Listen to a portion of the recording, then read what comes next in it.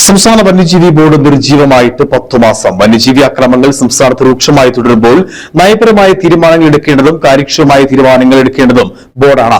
2022 ഫെബ്രുവരിയിൽ രൂപീകരിച്ച വന്യജീവി ബോർഡിന്റെ കാലാവധി കഴിഞ്ഞ ഫെബ്രുവരി 3 അവസാനിച്ച ശേഷം പുനഃസംഘടിപ്പിച്ചിട്ടില്ല.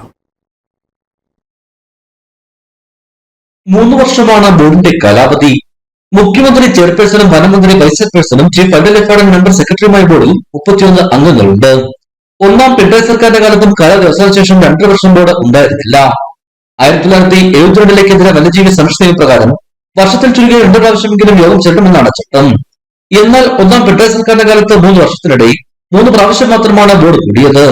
ഒന്നാം പിണറായി സർക്കാർ അധികാരത്തിൽ വന്ന ശേഷം ഓൺലൈനായി 5 യോഗങ്ങൾ ചേർന്നു.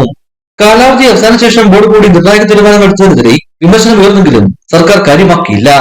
കാലാവധി അവസാനിച്ച വിഷയം സർക്കാർ ശ്രദ്ധയിൽപ്പെടുത്തിയിട്ടുണ്ടെന്നും ഇത് അംഗീകരിക്കുന്നവരെ ചർച്ച തുടരുമെന്നും വനംവകുപ്പ് ഉന്നതവൃത്തങ്ങൾ അറിയിച്ചു. ഇടുക്കി വിഷൻ, കുമളി.